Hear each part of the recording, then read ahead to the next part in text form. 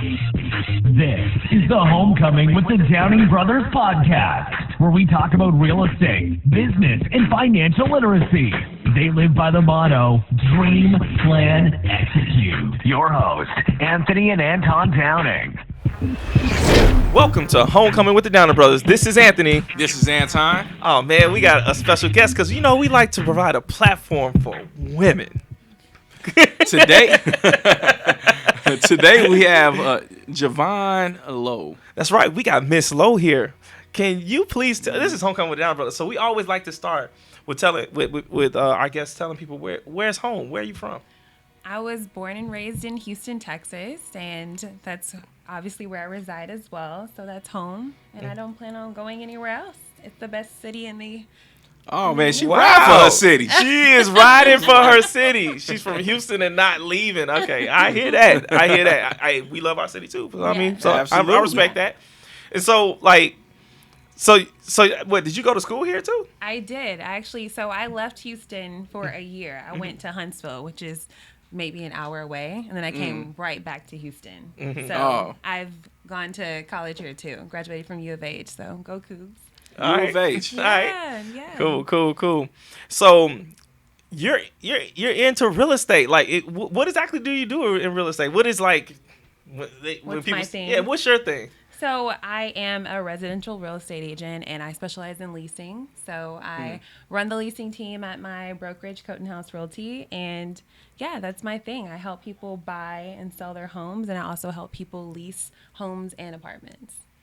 So that's my jam. Yeah. All right. So I got some questions about that. But before we get into that, though, I'm always curious, like, at what age or at what juncture in your life did you become interested in real estate? Like, how did you end up in this industry?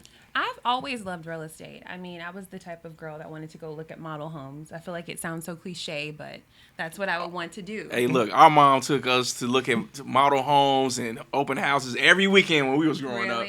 Yeah, that's a thing. Yeah, so I would ask to go do those things, like 4 or 5, and I guess I gained a love for the architecture and, of course, seeing the decor and the way that these homes were structured, and I wanted to build a career in it. So started off in leasing or property management. So I was a leasing consultant, worked my way up to being a property manager, and then transitioned into residential real estate. Okay. Yeah. All right, cool. So...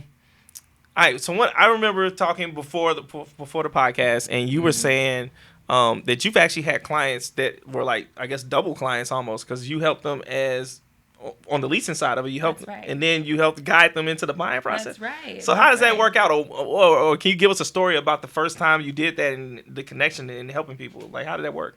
I guess there was a few people that's happened with, and they found me on Instagram, and I helped them find a home. I'm working with 2 clients right now, basically the same situation, where they found me on Instagram. I helped them find a place, and a year later they actually need to purchase. So I always say, when someone's starting off in real estate, start off with leasing, because those clients eventually turn into, buyer clients.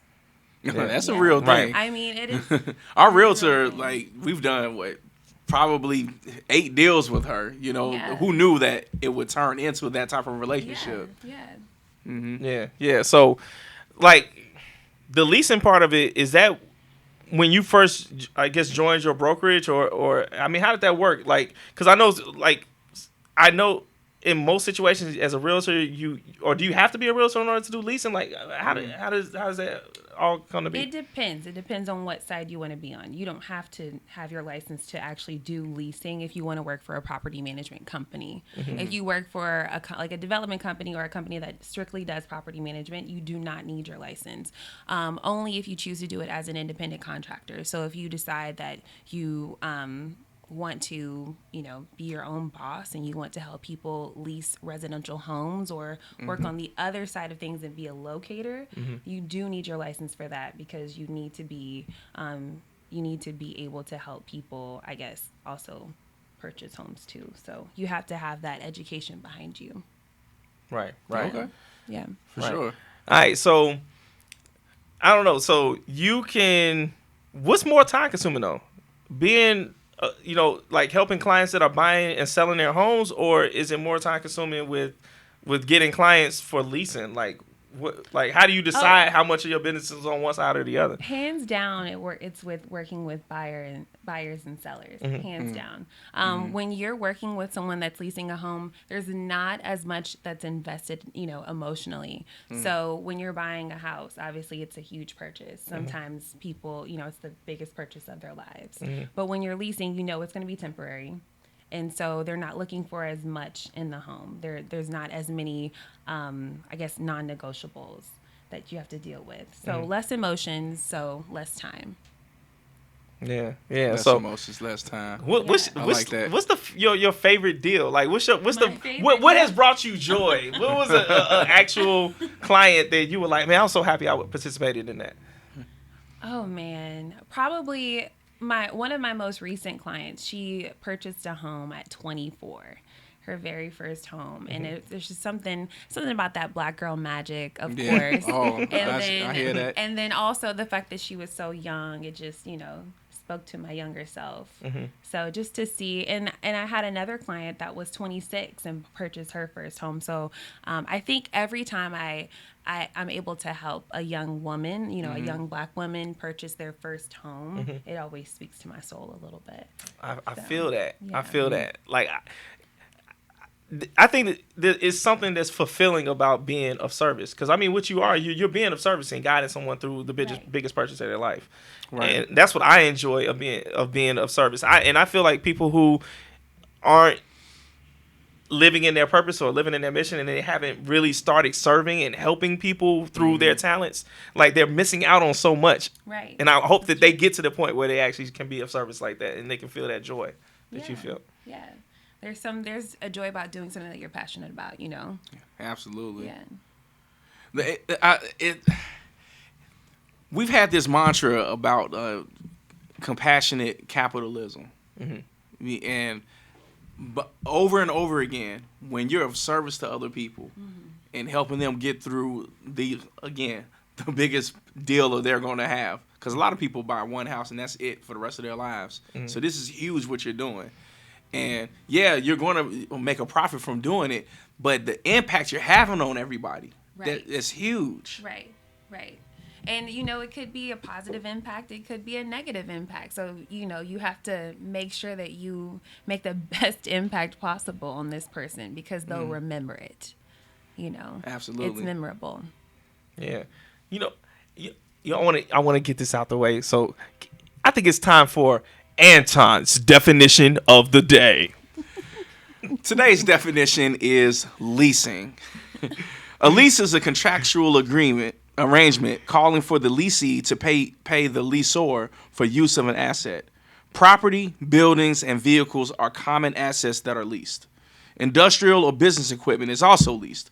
Broadly put, a lease agreement is a contract between two parties, the lessor and the leasee. And as it pertains to this episode, we're talking about leasing apartments, houses, condos, etc. Leasing. All right. So, I don't know. Can you give us like a dream, plan, execute moment? Maybe it could be past, present, or future. Something you're dreaming of doing, your plan to make that happen, and how you're going to execute that. Man, that pertains to leasing? No, not leasing. I'm like, no, just real estate in general, your career, whatever it is that you want to do. Gotcha. Okay, well. She's like, where'd this come from? Leasing? This is like a puzzle, Well, ultimately, my goal with my career is to get into development. So I guess that's the dream, right?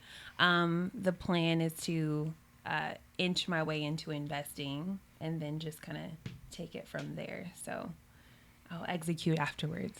All right. And we've had similar dreams, and we are definitely doing that because development is going to be the feather in the cap. Right. And actually, I feel like that it's a trend, or maybe it's just the law of attraction because we're moving into development ourselves, that we're attracting so many people into our circle who want to be developers or are already developers. Right. And just learning the difference between, simply flipping a home residentially or buying a 3-flat or a 4-unit apartment building and actually developing land, like taking a vacant lot and then doing new construction or redeveloping an existing structure and all the things that that takes place in that process. Right. But I think it is part of the evolution. If you become an expert at something, and then what's the next thing? You're asking yourself, what's next? And so I'm interested in seeing your journey. Like, I love to see people, go from one thing to the other, and also to listen and hear about it. Yeah. So I mean, I'm excited about it. So are you already like building your I guess team of mentors and a team around you to try and get there? I am. I guess God just continues to place the right people in my lives at the right time. So every time I'm ready to make a certain step or a certain move, there's someone that's placed in my life to help me make that move and walk me through it. So yeah, I am working on building that. All right. Well, I feel like God's moving right now in this room. It's either that or it's just really cold air conditioning. But I mean, hey, I think we're gonna be able to. There's some synergy here, man, especially over in that area. Yeah. Well, as we learn our best practices, we always pass on what we learn and what we know. And we know what we learned so far when it comes to development is that there's multiple parts to it. You have the financial part to it. You got to figure out how you're going to get the capital, get the financing in order to do your development. So we know you have to develop those relationships. Then there's a political part to it because sometimes you need politicians to either open doors for you or guide you through the process of attaining some land. And then also there's government programs, there's grants and things of that nature that you can take advantage of in order to be able to get your project going. And then there's community because you also, you're not in a vacuum. The community that you're entering in, they're going to have a say. And you want to have a positive interaction with the community. You don't want to just come in and say it's my way or the highway. You want to find a way to be welcoming into that community that you're going to be changing with the work you're doing. So those are the things that we're learning. And and as Chicago, yeah. And I know every city's different. I don't know if Houston, so you're in Houston, you're operating in Houston, so I don't know the ins and outs of Houston, and that's the unique thing about it. You have to learn these things for your community. So I can give you some advice about Chicago, but I don't know if it applies to Houston or not, but we'll give it to you anyway. And the thing is, I think if we talk to you a year from now, you're going to learn some things that we don't know about. And that's the thing. Yeah. Like, I never feel like I know everything. And trust, we're going to come back and ask you because we want to do work in here in Houston. Right. Yeah. No, we have to continue to share knowledge amongst each other. So I agree. Yeah. So, all right. So let me ask you. This is Homecoming with the Downer Brothers. When you hear the word homecoming, what does that mean to you? Man, that's a really good question. I don't know. I feel like when I think of homecoming, I think of always remembering where you started. And so, and just never losing sight of the people that helped you get to where where you currently are and where you're going. So I guess I think about never leaving people behind and always bringing people up with you. Yeah. That's real. Is that? I like that. Real. I like that. Okay. I like that. I mean, everybody who's a guest on our show, always has a different perspective on it. Yeah. And so I'm always interested to hear like how do people view that, homecoming, because homecoming comes in so many different ways. Some people think about high school or college, and some people think about, it's interesting. I was talking to a friend of mine. This is up in Chicago. They used to live in a housing project that no longer exists. And the people in that housing project, they still every summer meet in a park close to where the housing project used to be. And they have their own kind of homecoming party barbecue because it's about community. It's about they all want to get together and remember the good times. And they also want to talk about what's happening now and how they can help each other now. And and it's important because homecoming comes in so many different forms. And for real, like I heard your wheels grinding when he said the word homecoming. Like, before COVID, that was so long ago. I can't remember what homecoming. And it feels like that though. It feels like every aspect of homecoming, no matter what it means to you, was so long ago because of COVID-19. Yeah. So I'm happy to hear what you had to say about homecoming. Are there any interesting homecoming stories? Can you tell us something interesting that happened to any of the homecomings across your years of time at any place? You know, it doesn't. It could be funny. It could be awkward. It could be exciting. Is there a homecoming moment that you could think of? A homecoming moment. Yeah.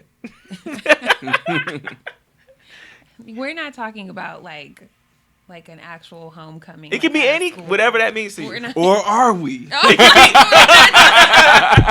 It can be whatever you want it to be. It can be whatever you want it to be. Right. Do I have any interesting homecoming moments? I feel like You went to college in Houston, right? I did. Hey, y'all homecomings had to been off the chain. I don't have any, or maybe I don't remember them. Maybe Okay. That's the problem there. But I don't. All right. Well, that sounded fun. We're not talking about roofies here. I mean, I'm not sure what we mean right now. All right. No. I just don't recall any major homecoming moments. That we did have a crazy high school homecoming situation, but we've locked that in the vault. It's in the vault. It's done. It's done. On to the next thing. You know what? I'm gonna bring this back to real estate now. So, I do want to ask you this because I think it's important to someone who's listening, and we never know when someone's going to hear this podcast or see this podcast. But can you tell people, what does it take to become a realtor? Like, is it difficult, hard? What's the process? Because there's somebody out there, especially in 2020 in difficult times, that maybe wants to switch careers or whatever. What do they have to do? So I'm going to speak for Texas, because obviously that's where I'm licensed, and that's what I know. So the first thing that you need to do is take your courses. So in Texas, we require 180 hours worth of courses. And I actually took mine online. It took me longer because I took it online. So when you have control over, your schedule, when you're actually taking your tests and studying and all of that, it tends to lengthen out when real life occurs around you.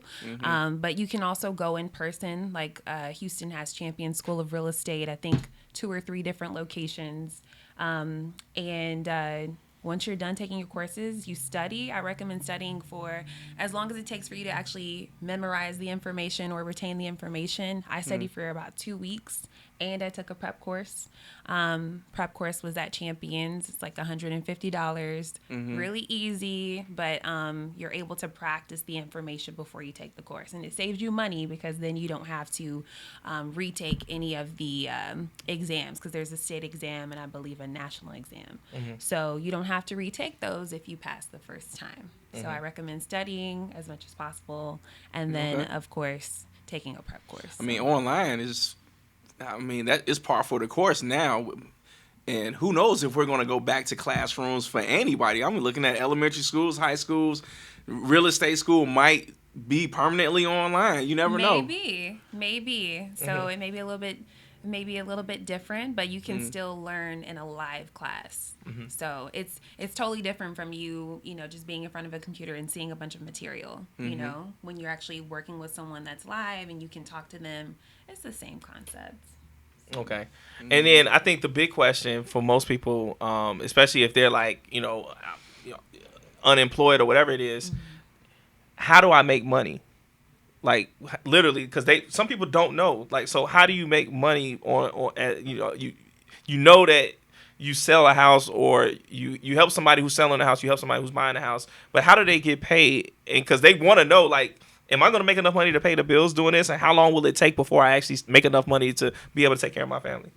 Okay, so when you are first licensed, do not quit your day job. Don't jump off the ship too soon, just because it can be inconsistent in the beginning.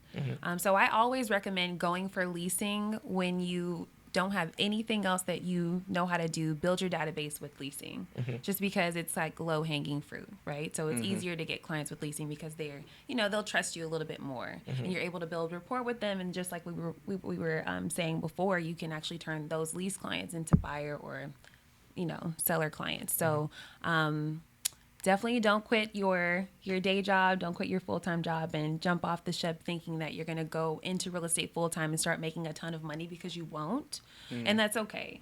But you do have to make sure you have a hefty savings before, or some other form of income coming in before you go in full-time. But if they're coming in and they don't have anything, you said get your license and then you can start leasing so that you can kind of make some more consistent money while you're getting, buying and selling. Right. Exactly. Okay. All right. Yeah. So, I mean, somebody needs to hear that, because I mean, there's people that's like trying to figure it out. Like, man, what do I do? If you don't have if there's nothing else that you know how to do, start locating, do apartment locating, or do start leasing homes. Because honestly, I feel like when you are doing residential leasing, when you're leasing actual, houses or single family homes, you can make money quickly. I think that's the fastest way that you can probably make money with your license. So yeah. Well, I know our property manager, when she leases our apartments, she keeps the first month's rent, whatever that is. Like on one of our buildings, the rent is $1,250 a month. So that's $1,250 that she's made by leasing it. Somebody leaves the very next year, she leases it again. That's another $1,250. Right. So if you can get hypothetically, if you can lease one apartment at $1,000, and you do that 4 times in a month, that's $4,000. And obviously you got to pay taxes, whatever. And, right. And all that kind of stuff. But you're saying that's like attainable. That's something that's attainable. Right. It's very easy to do. Yeah. Very easy to do. So right. There's nothing else that you know how to do. Start off with leasing. All right. And then you already got your license, so you're leasing, but you're still trying to get that client to buy. Exactly. So now what happens when you get that first client? And let's say the house is like, I don't know, it's an easy number, $200,000 for a single family home or something. If you're representing the buyer, how do you get paid on that? And you know what I'm saying? Like, because people don't know. They're curious. They're like, okay, so now you told me I can make $1,000 on leasing an apartment. But so how do I make money on buying and selling? Okay. So whenever you represent a buyer, the buyer actually doesn't have to pay you the commission. You receive your commission from the seller. So whenever the seller actually sells their home, the commission comes out of the money that they would make from the home. So that's a good way to pitch it too. I don't make you don't have to pay me anything. My services are complimentary to you. And as the buyer. And you get paid from the seller. All right, cool. And then that's like based on a percentage. So it's time to get the calculator. So now you're getting like 2% or 3% of the sale price. So if it's a $200,000 house, you're getting 2%, 3% of that. Minus your splits. Minus your splits that you give to your brokerage or whoever company you're working for. Exactly. All right. So get your calculator, everyone. What is 3% of 200,000? What is 3% of 300,000? Do you guys know how to calculate that? I'll leave that up to you. You'll figure it out.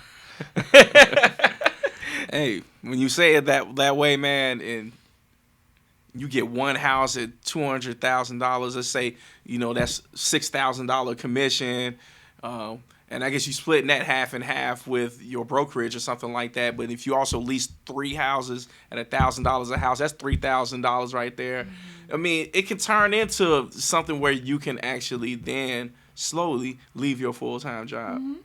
Exactly. All right. So that's the whole point I was trying to get at. And the thing is, you've actually done it. So what we're talking about is not hypothetical. You've done it. Right. And the reason I stress don't leave the ship too soon is because I left the ship too soon. And so I know firsthand, having to rebuild yourself. But I was a property manager, and I was, you usually when you're a property manager, you don't have to pay rent or anything. So, you're living in a little, cushion, and then all of a sudden you think that you can just, start going into another career full time, and it's going to be just fine. And your savings runs out fast when it's not being replenished.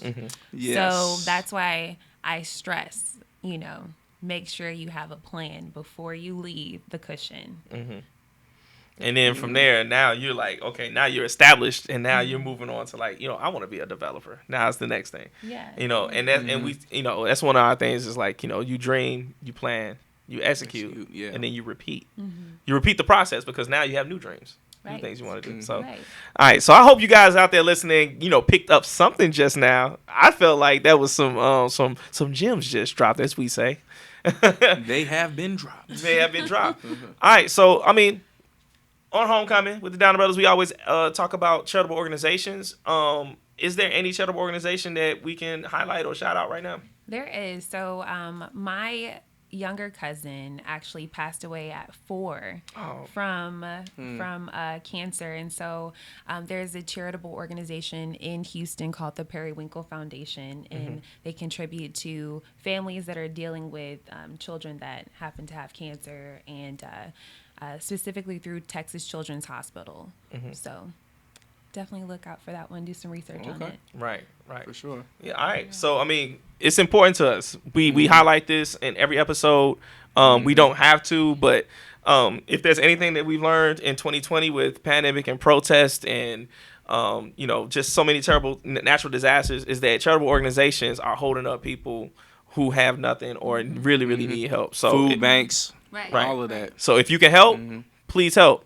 If you don't have the money, then get your time. And if you don't have your time, use your platform. Okay? All right. So where can they find you? Where can they find out more about what you do and where you're at, and maybe, maybe you can represent them? Well, you can find me on Instagram. It's at JVonne Lowe, JVonne All right. You heard it here. That's how you reach out to her. And that concludes another episode of Homecoming with the Downer Brothers. Hey, do you think people know the process to buying a real estate property? I don't know, but if they do want to find out, they can check out our book. That's what I'm thinking, because if they don't know what real estate professionals they need to use, or if they don't know the process, or even the language, couldn't they find it in the book? I mean, we have all that and more. Every type of person that you need to be in contact with to do real estate investing is in this book. That's right. So please go to Amazon and purchase our book. You can get it in a physical form, or you can get it on Kindle. Check it out now.